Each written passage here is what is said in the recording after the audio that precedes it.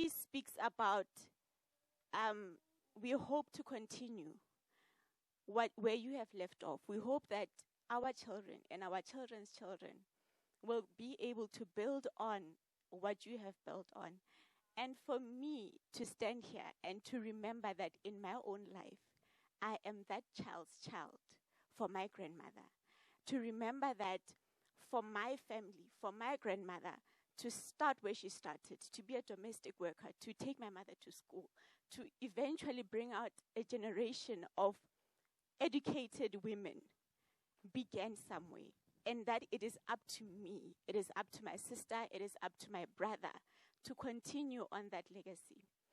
But then when we speak about legacies, we always talk about the good stuff. We talk about the wealth. We talk about the inheritances. We talk about the assets that they leave us, and sometimes the liabilities. But we never speak about the emotional legacies that are left, the spiritual legacies that are left.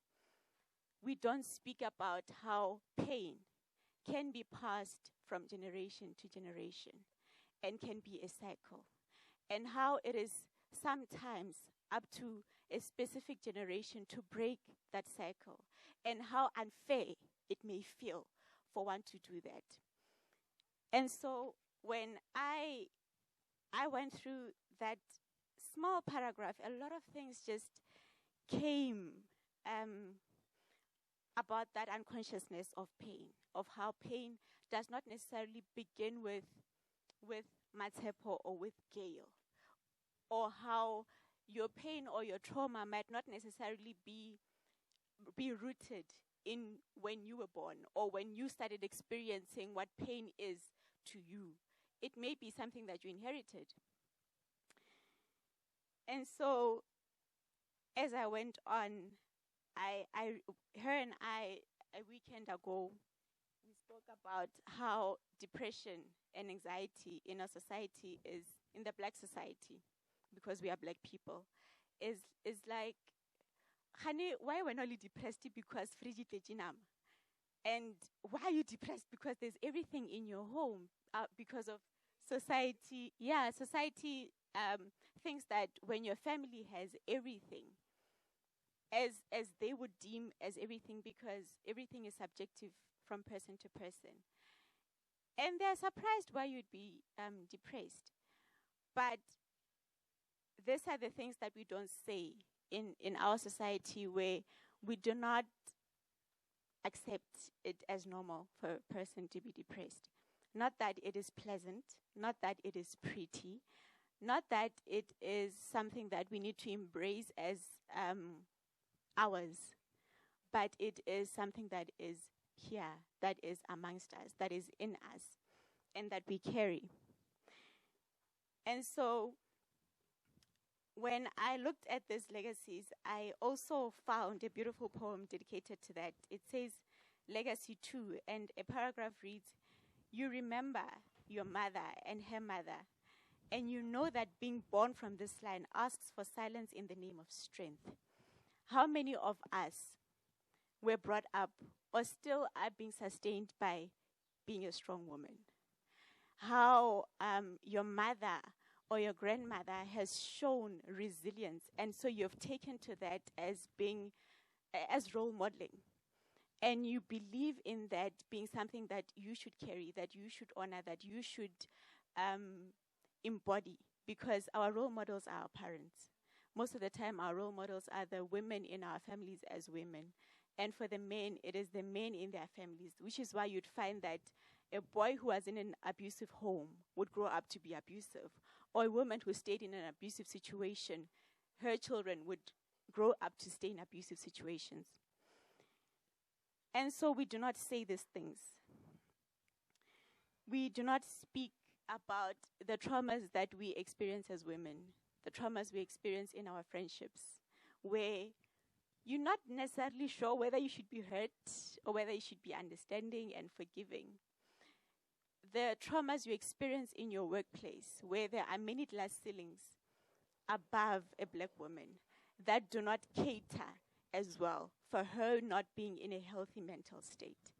We do not say the traumas we experience in church setups where there are people of a certain status or of a certain caliber that are untouchable.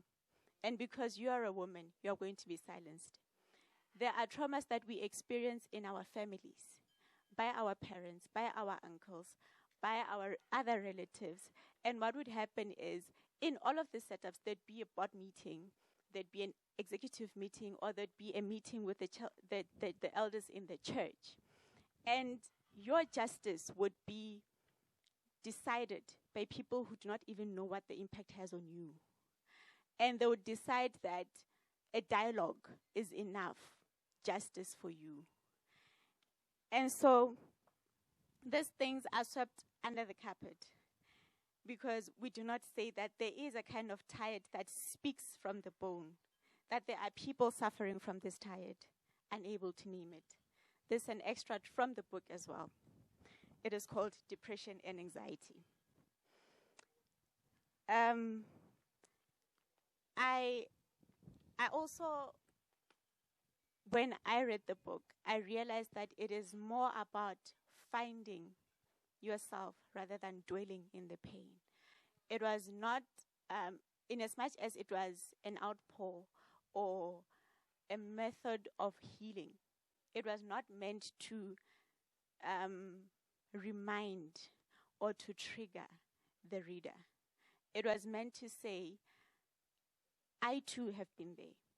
And in as much as you are also in there and you find resonance with the poems that reflect pain more than healing, we can also resonate with the poems that reflect healing more than pain. And so I moved on to who am I? How pain alters who we are, how we are molded and transitioned, and ultimately we evolve.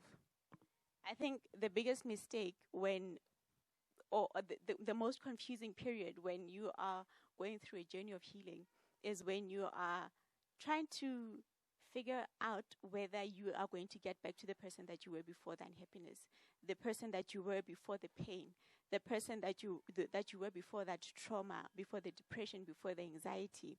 And the truth is you're not going to be that person anymore. And you need to realize that it is time you say goodbye to that old wounded person who is broken, whom you might think was happier. It is time for you to embrace this new person that is begging you to let free, to let emerge.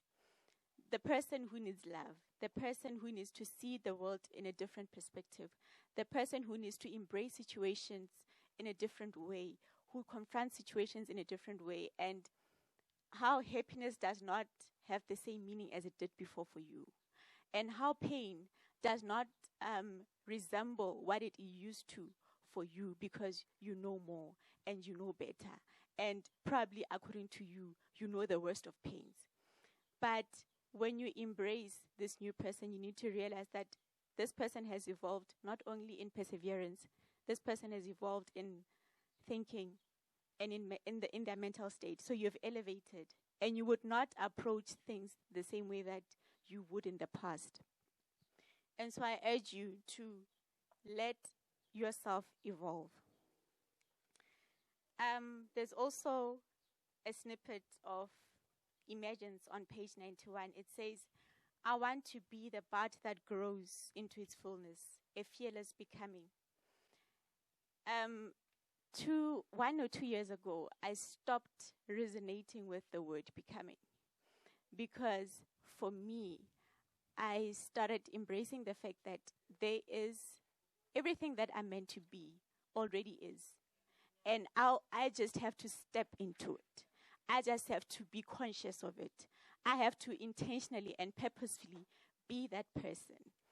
And so for me, the process of healing is a process of becoming. But it is also a process of you conscientizing yourself to the fact that you already are. You're already healed. You're already powerful. You're already strong. You're already beautiful. You've already lost the weight. You've already gained the weight. And you are already the person that you've always imagined yourself to be. The person that when you were 5 years old, you thought, I'm going to be this and that, when the world had not tainted your perspective and pain had not gotten hold of your ideas of what life should be, of how life should feel. And that is the innocence that already exists. You just have to step into it. I think as a person who has experienced depression at different points in her life, there are many poems that I resonated with. There are many poems that remind me of moments or places that I have been in and deeply needed a person who would resonate with where I am. And you know Rupi Kaur, the poet who writes, this is a woman who posts on Instagram, and you find those Instagram stories. I mean, all of us have probably been through that, where you're scrolling on your social media and there's this saying or quote that you deeply resonate with. I'm glad that today we are not looking at Rupi, we are looking at you. That these are snippets that we are going to post on our own social medias, and somebody is going to resonate with them. But at the end of that poem, it will be a black woman who is South African, who is local, whom we know at the end of them, who is signed under them. And so I understand the importance of telling our stories, of saying, this is Gail, and this is what Gail has been through, and this is how Gail has evolved. And for another person who is where Gail was a few years ago, a few months ago, even yesterday, here is a tear sheet, or here is a map. Take from where I've walked, because I've already walked the path, so that you don't have to walk it too. This, for me, reflects how Majamo took it upon herself to not only share her deepest secrets, but and to not only free herself, but to free another person who may be feeling alone, another person who feels like that little world of theirs only belongs to them, and nobody else has resided in it. And so I go into healing. Majamo and I also spoke about how healing is not pretty. It's not cute. It's not cute, and it is not easy, and it is not structured. And most of the time when we speak about healing in our circles, it always revolves around grief, around loss, around failure at a particular time.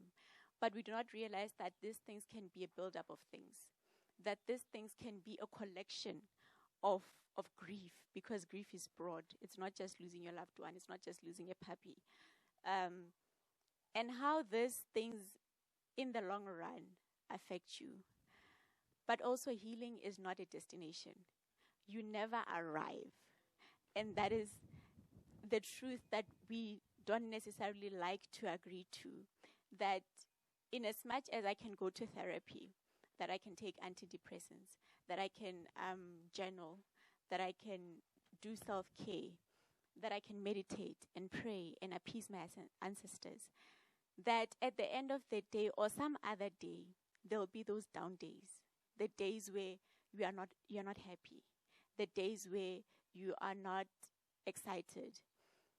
And in those days, you are still worthy. You are still worthy of the joy that you have found, because joy is spirit deep. It is not circumstantial. Happiness is circumstantial. And depression is also spirit deep. Sadness is not. So when you heal, when you journey on that path, you need to allow yourself to know the difference and allow yourself to feel all of those feelings that visit you. There's also something that she wrote where she says, do not fall in love with pain. Allow grief to own its time in your body. Let it firmly place itself in you and be deliberate about it. In one of my ups and downs the valleys and the peaks. In one of my valleys, I had a ritual where during the day, I'd be socializing. I'd go to school, I'd be with people, I'd be where I need to be, and I'd be okay doing that. But as soon as I got to my place, I'd switch off the lights, and I'd have an hour that I set to cry. That was a ritual. And then I got into the habit of journaling, where she also encourages us to write, because pain does lead you to write. It does lead you to outpour.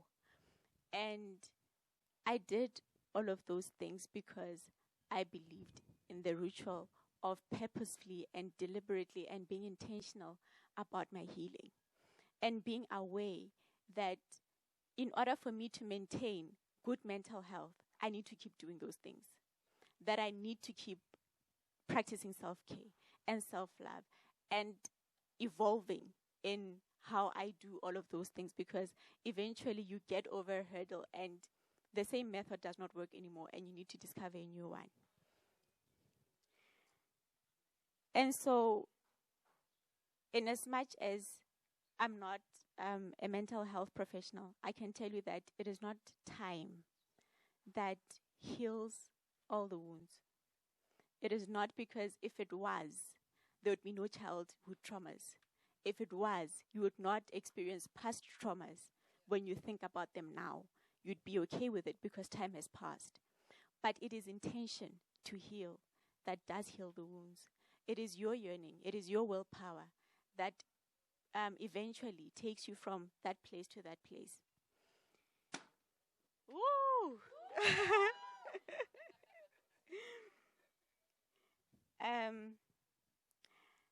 In the poem where she asks, what is your ritual and what marks the end of your grief? What marks the end of my grief, and not necessarily healing, because healing is an ending, is when the waves of sadness come less.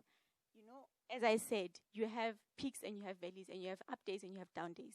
So what marks the end of my grief is when, after a certain time, I'm sitting alone, which once happened to me. I sat alone and I was busy minding my own business, enjoying my own company. And I started laughing. I think I started laughing at something on my phone. I started laughing, and after that laugh, I realized I have healed from that thing that I was dealing with. Because for the first time in a long time, I'm not thinking about it, and I was not aware that I'm not thinking about it. But it does not mean that a few weeks after this day or a few months after this day, I will not think about that thing that happened. For me, those moments of laughter that come more often than the waves of sadness mark healing, or mark the end of grief for me. And when those frequent laughs are more than the times where I have tears in my eyes, for me, that is the end of grief. At the end of the book, Majamo talks about being South African and black, and writes a letter to South Africa, to this country, to this republic that we live in and that we know. And because the title of this book is my story of, what is my story of survival, where she speaks about, in the poem title, Careful Calluses, where she asks you, what is your story of survival? What is the story that your children will never read? I then went back to last year when Uyinene Mkhojana was murdered. For me, that was a very dark time, in as much as I did not know the girl, but seeing all of that was very triggering. It is still very triggering to live in South Africa today, where I'm carrying a pepper spray in my bag, where I'm carrying a personal alarm in my bag, where I'm being told that in Polokwane it's not safe and I should not walk alone. And yet I'm a person who's independent, where I'm afraid that my partner may kill me, where I'm afraid that if I do not tell my friends or my family about this new relationship that I have, or whatever relation that I have with a certain person, I might not make it alive. And even if I did not make it alive, I'm hoping that at least they have a clue of who might do this to me or where I might have disappeared to. That is a very painful way to live. It is a scary thought for me to think one day I'm going to be a parent, and whether I give birth to a boy or a girl, I have to put it upon myself to raise a man who is not going to be contributing to all of those things. On the other hand, I have to be aware that I need to raise a girl who is very careful about herself, who is very guarded in how she conducts herself in society and in how she moves in society, because it is not safe for her to exist. Also, when we speak about being black and being women and being female in South Africa, not only in South Africa, but in the whole world, black women are always portrayed as being angry and being unable, or black family units being unable to stay together because they're angry, because they're loud, and the women are unruly and they cannot be controlled. But how do we change this narrative? It is a mental health issue.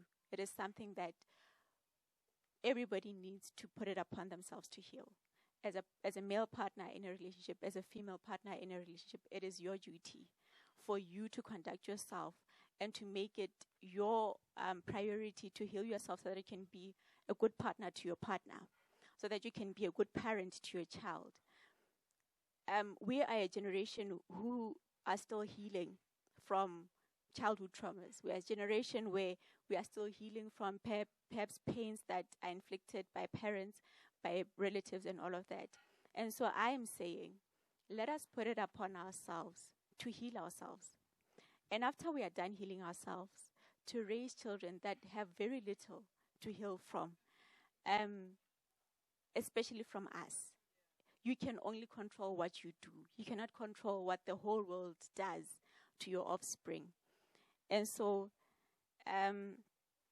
Matsepo, thank you for being our rupee. Thank you for writing words that I personally could resonate with at different points in my healing, in my becoming, and in my being. I am a fan of empowerment of self. These pages that I have in my hands, this gathering for Matsepo, myself, and everyone in this space. I want us to understand how writing can be powerful, and how her writing, as I said, was not just for her, that it was for us. And how this then allows that tool, that extension of help, to be extended even beyond places that she can reach. This, for me, represents a story of survival that you have written, that your children will read, and that your children's children will read. This is a story of survival she has written, and I'm very proud of her. Thank you.